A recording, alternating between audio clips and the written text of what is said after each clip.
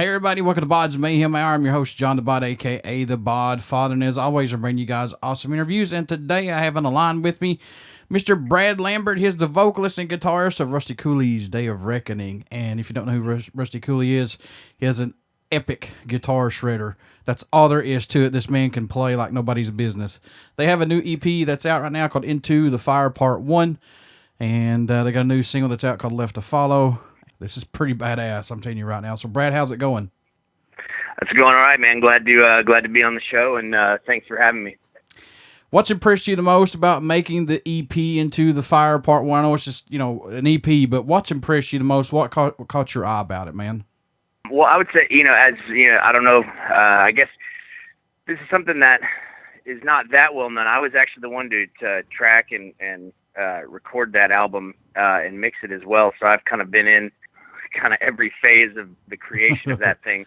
But I would say in the making of it, one thing that I think kind of surprised us was it just kind of off to the side a little bit, but kind of the trials and tribulations of that we kind of all were going through.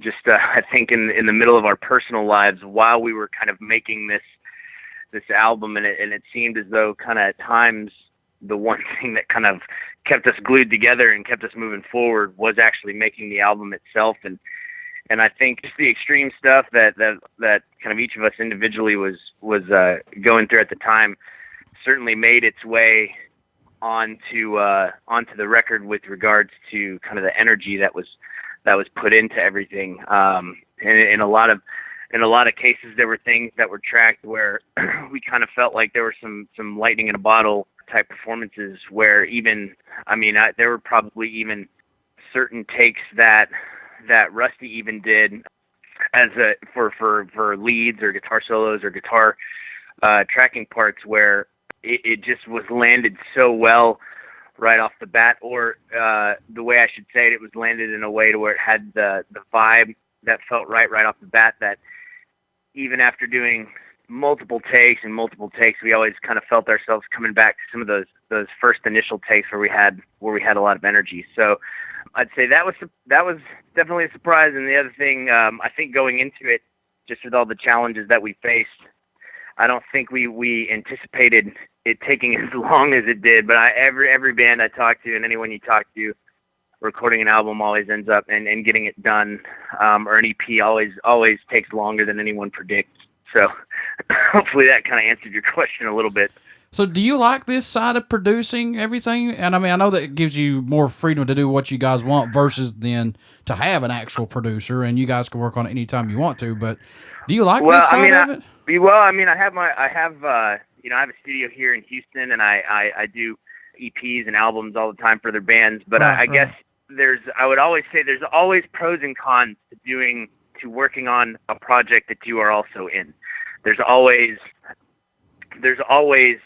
kind of an up and a downside. Now, as the guy who tracked it and produced it, I would say just all of a sudden one of the challenges is all of a sudden you have to put on your studio hat, and you're giving guys in your own band grief about the takes and retracking stuff and this and that, and then all of a sudden that guy who was your buddy and your compadre right next to you being in the band with you is the guy who's also barking at you. So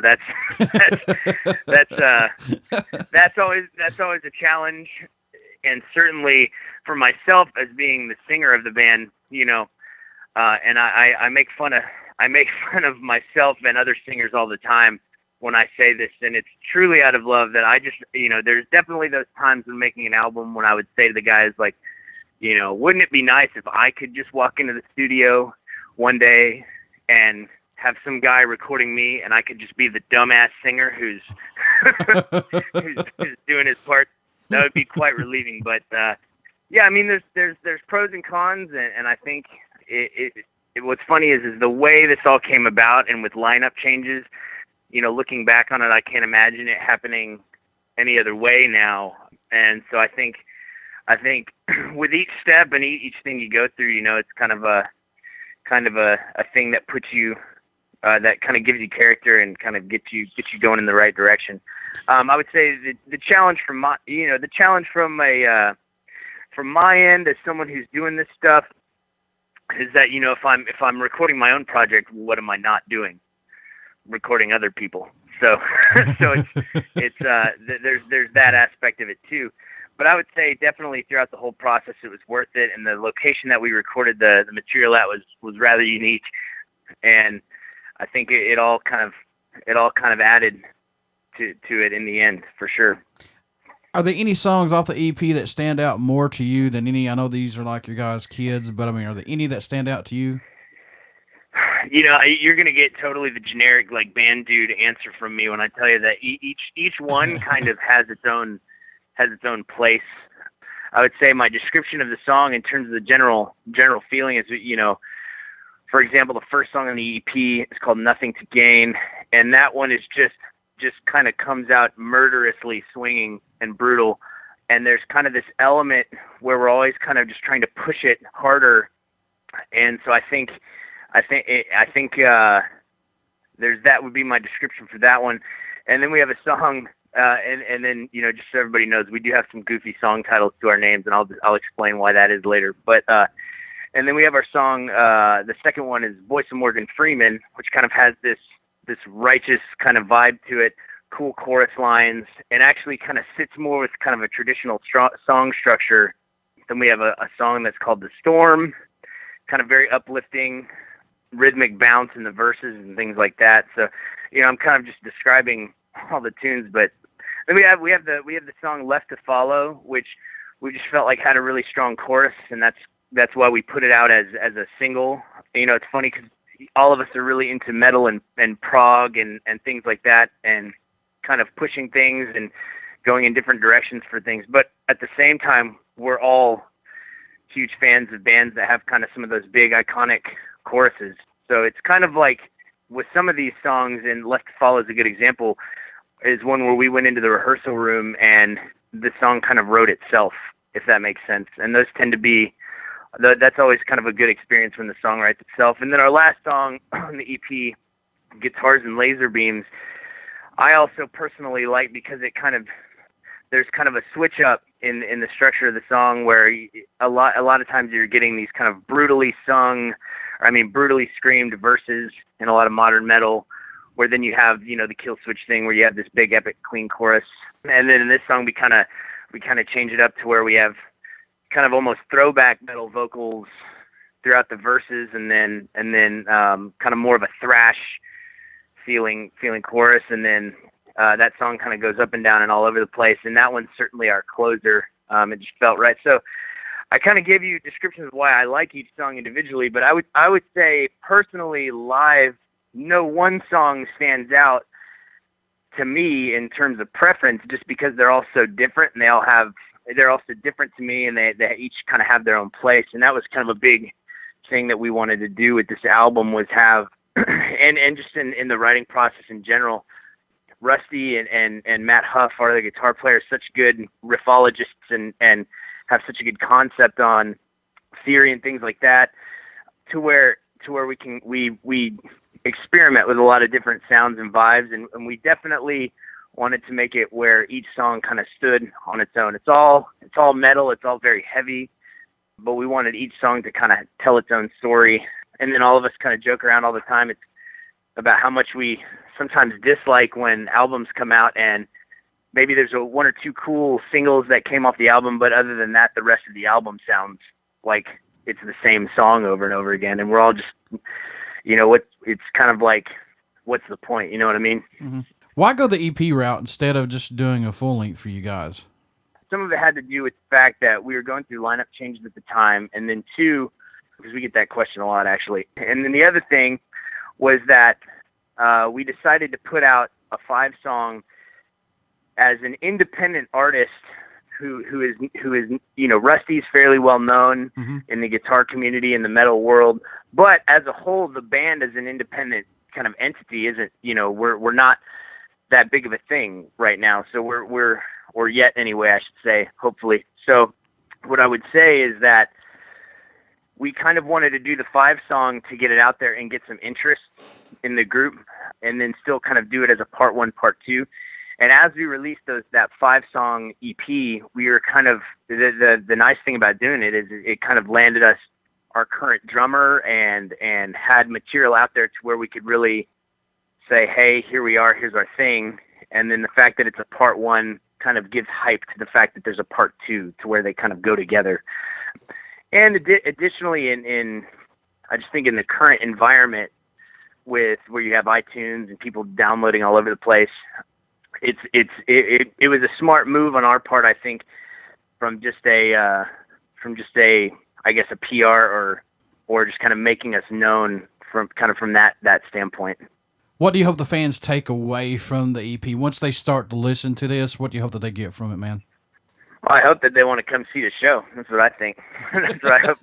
That's the main thing. I hope they hear. I hope they hear the work that we put into it. I hope the tunes are relatable to them, are inspiring, just as much as I hope people listen to it and take something away from the lyrics that is maybe relatable to them. You know, I would say that, you know, Rusty and Matt, I would say that they hope that, you know, maybe kids listen to that album and immediately want to go pick up a guitar and start just jamming some metal. Yeah. That's kind of what I would say. And then, I'll stop there. I'll say, yeah, that's about it. And then importantly, we want people to just come see the shows.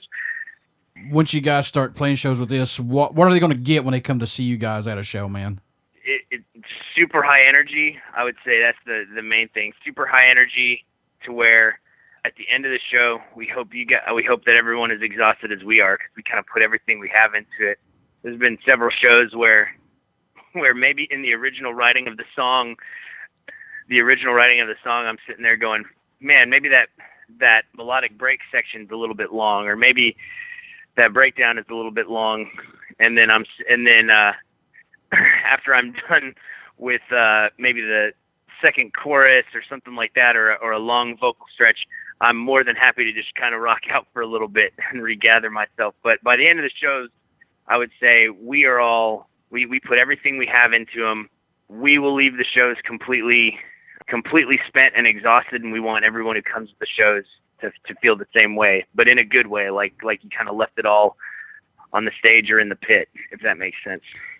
In your own opinion, Brad, what does Day of Reckoning bring to the table for music that's not out there right now, man?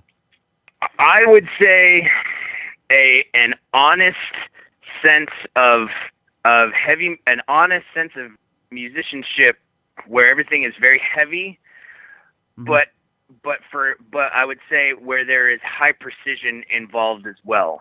And by that I mean we're not necessarily, and not the bands that do this, I don't fault them for doing this because they've forged their own sound, but I would say where we're not completely dependent on showing up and having all these extra features to make our show relevant, such as like insane amounts of production or backing tracks and things like that. You're going to get just a raw presentation of just brutal metal, and I think that's kind of a thing that's not that apparent in kind of the modern setting today. And additionally, I would say that with all of that, you're gonna get songs that are each independent. Each song is independent and stands on its own, and that's pretty much it. And there's no gimmicks. We're not trying to.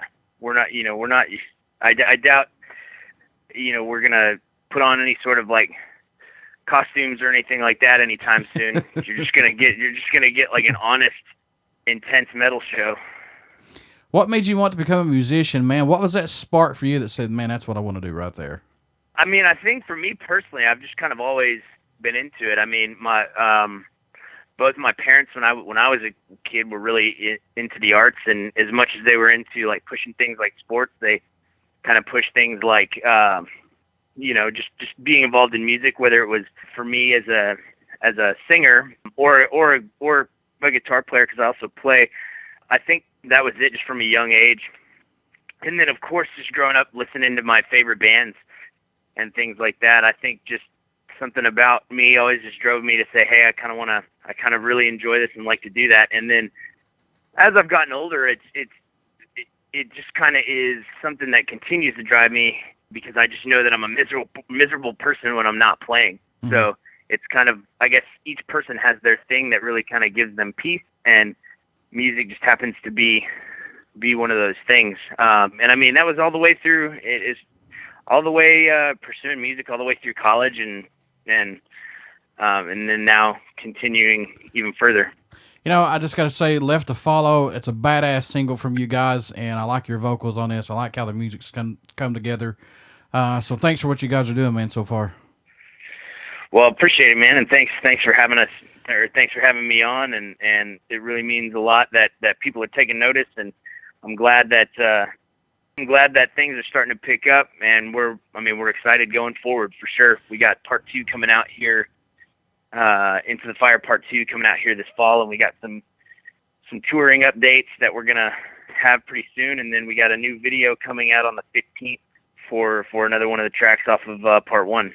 How can folks stay in touch with you guys, Brad? Buy some merchandise, get this new EP. How can they do that, man?